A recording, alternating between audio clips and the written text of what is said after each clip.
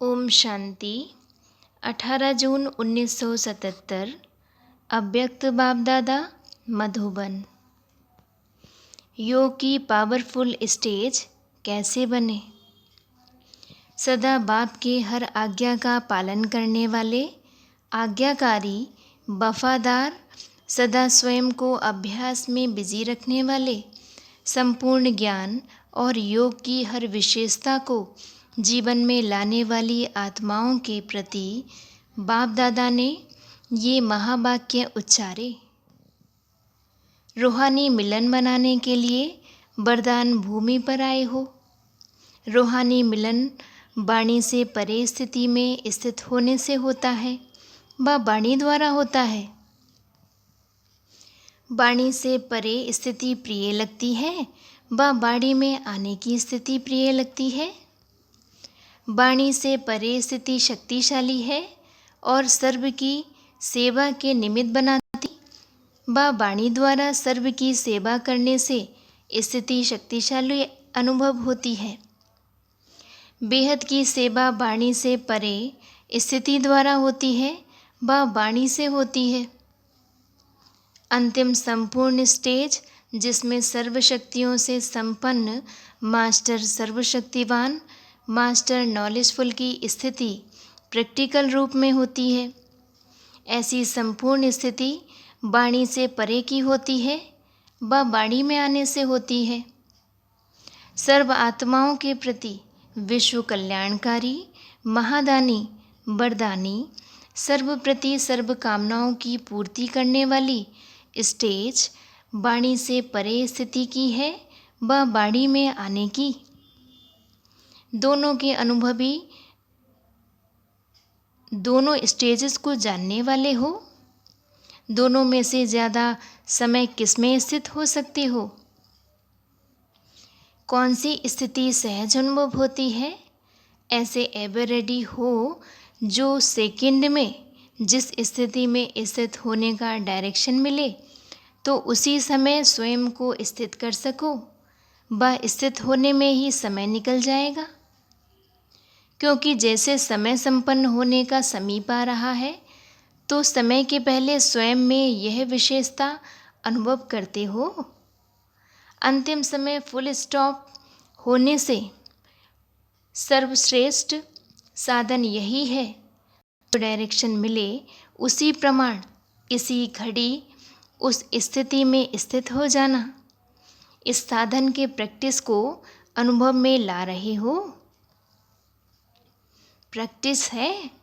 बाप दादा ने अभ्यास तो बहुत समय से सिखाया है और सिखा रहे हैं, लेकिन इस अभ्यास में स्वयं को संपन्न कितने समझते हो। अभी इस वर्ष के अंत तक स्वयं को ऐसे एवर रेडी बना सकेंगे। तैयार हो।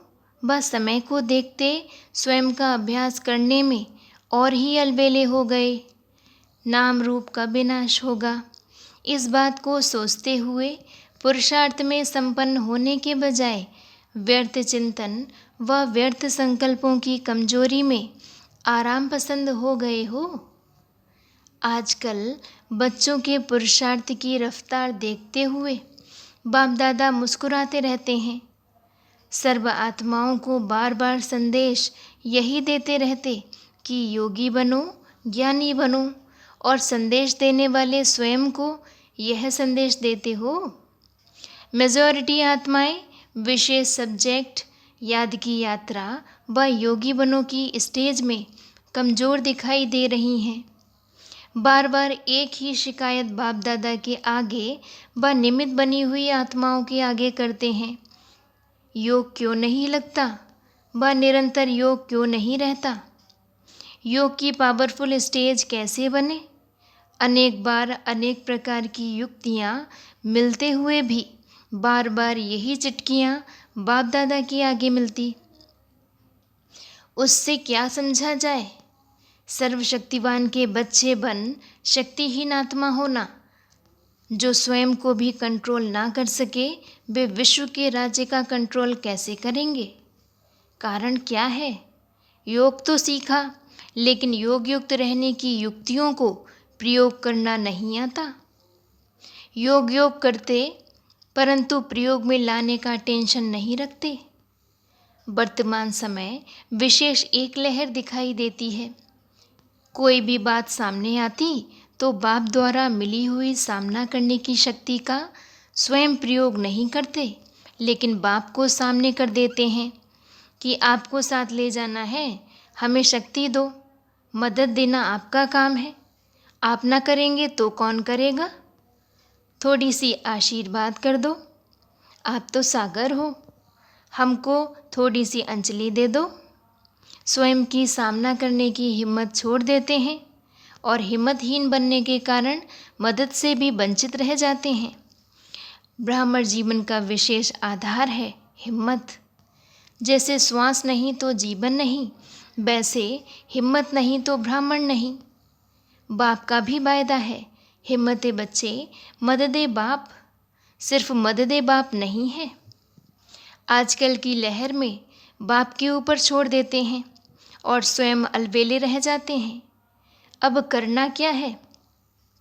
विशेष कमजोरी यह है जो हर शक्ति को व हर ज्ञान की युक्ति को सुनते हुए व मिलते हुए स्वयं के प्रति यूज नहीं करते, अर्थात अभ्यास में नहीं लाते, सिर्फ वर्णन करने तक लाते, लेकिन अंतर्मुख हो हर शक्ति की धारणा करने के अभ्यास में जाओ।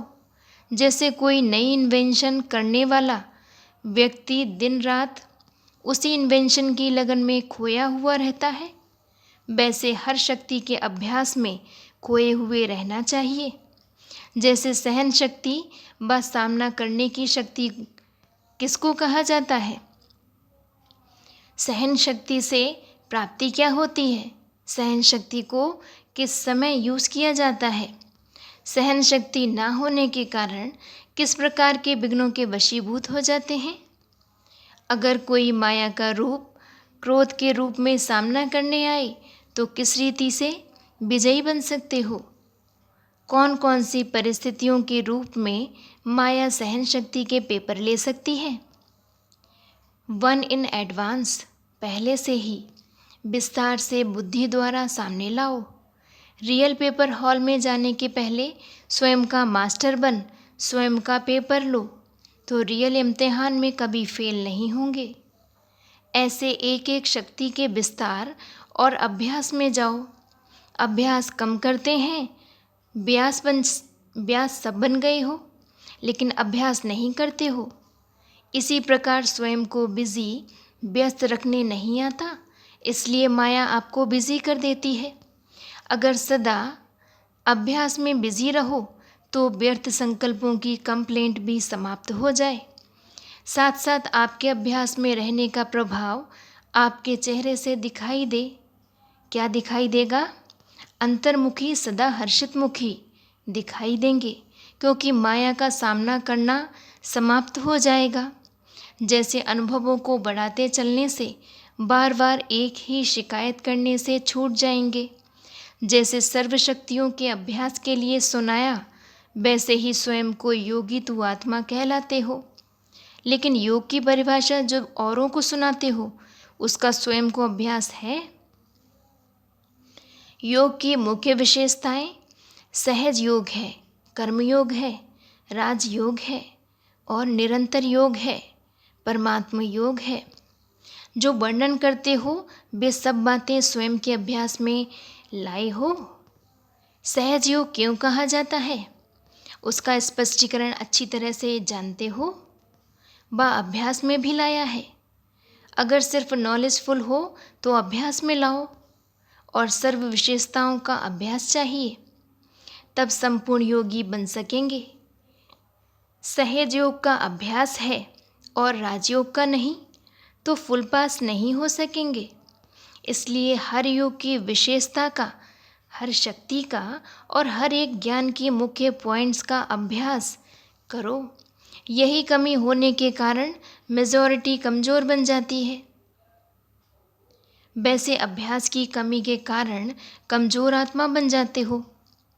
अभ्यासी आत्मा लगन में मगन रहने वाली आत्मा के सामने किसी भी प्रकार का विघ्न सामने नहीं आता, लगन की अग्नि से विघ्न दूर से ही भस्म हो जाते हैं। जैसे आप लोग मॉडल बनाते हो ना, शक्ति स्वरूप के, शक्ति से असुर व 5 विकार भस्म हुए दिखाते हो ना, या भागते हुए दिखाते हो, तो यह मॉडल किसका बनाते हो? अभी क्या करेंगे? हर बात का प्रयोग करने की विधि में लग जाओ। अभ्यास की प्रयोगशाला में बैठे रहो तो एक बाप का सहारा और माया के अनेक प्रकार के विघ्नों का किनारा अनुभव करेंगे।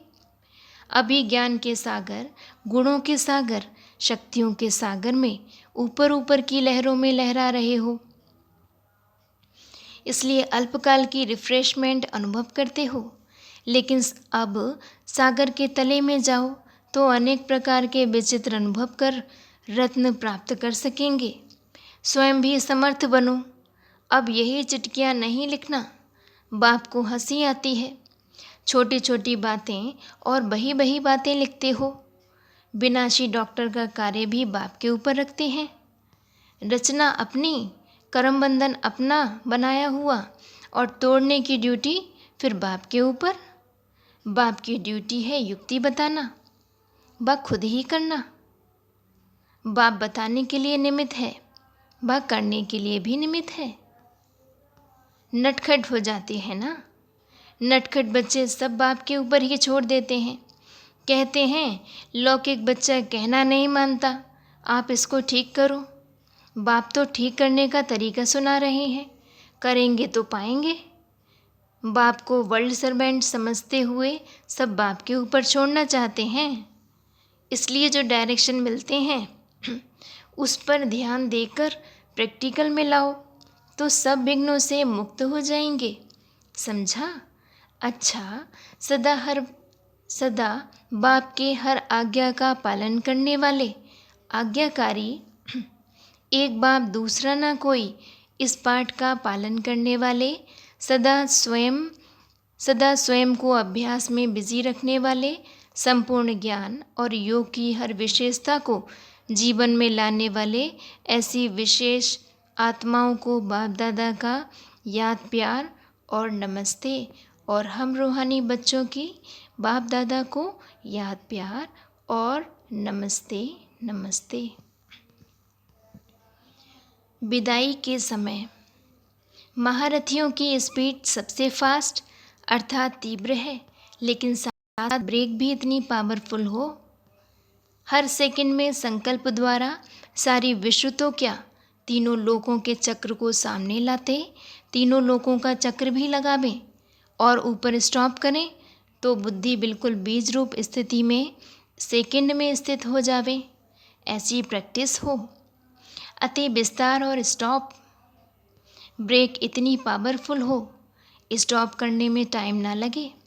जैसे स्थूल मिलिट्री वालों को अगर मार्शल ऑर्डर करता है, दौड़ रहे हैं फुल फोर्स में, और मार्शल ऑर्डर करे स्टॉप, कोई सेकंड भी लगावे तो शूट किया जाए। तो जैसे वह शारीरिक प्रैक्टिस है, वैसे यह है सूक्ष्म प्रैक्टिस।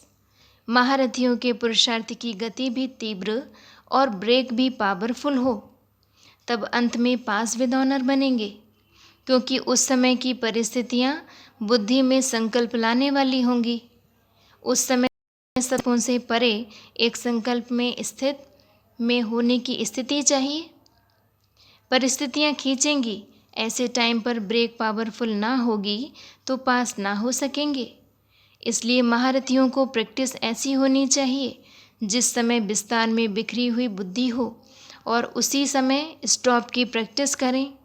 जैसे ड्राइवर को जब मोटर चलाने की प्रैक्टिस कराते हैं तो जानबूझकर ऐसा रास्ता बना हुआ होता है जिससे मालूम पड़े कि यह कहाँ तक एक्सीडेंट से परे रह सकते हैं। इसी रीति से यह भी पहले से ही प्रैक्टिस चाहिए। स्टॉप कहना और होना, यह है अष्टरत्नों की सौगात। एक सेकंड भी यहाँ वहाँ नहीं, इसलिए सिर्फ 8 निकलते हैं। ऐसी प्रैक्टिस है। बिल्कुल ऐसे अनुभवी हो जैसे स्थूल हाथ आदि कंट्रोल में है, वैसे सूक्ष्म शक्तियाँ तथा संकल्प कंट्रोल में हो। वास्तव में है यह विस्तार के संकल्प को कंट्रोल करने की बात, लेकिन उन लोगों ने श्वास को कंट्रोल करने का साधन बना दिया है। यहाँ है विस्तार के बजाय एक संकल्प में स्थित होना। उन लोगों ने श्वास को कंट्रोल करने का अभ्यास चालू कर दिया है। अब महारथियों के याद की यात्रा की ऐसी सिद्धि चाहिए, ऐसे एक संकल्प को धारण करने वाले जो जितना समय चाहें बुद्धि को स्थित करें। अच्छा, सदा बाप के हर आज्ञा को पालन करने वाले आज्ञाकारी, एक बाप दूसरा ना कोई, इस पाठ को प्रैक्टिकल में लाने वाले वफादार, सदा अपने को अभ्यास में बिजी रखने वाले, संपूर्ण ज्ञान और योग की हर विशेषता को जीवन में लाने वाले, ऐसी विशेष आत्माओं को बाप दादा का याद प्यार और नमस्ते। और हम बच्चों की भी बाप दादा को याद प्यार और नमस्ते नमस्ते। अच्छा जी, ओम शांति।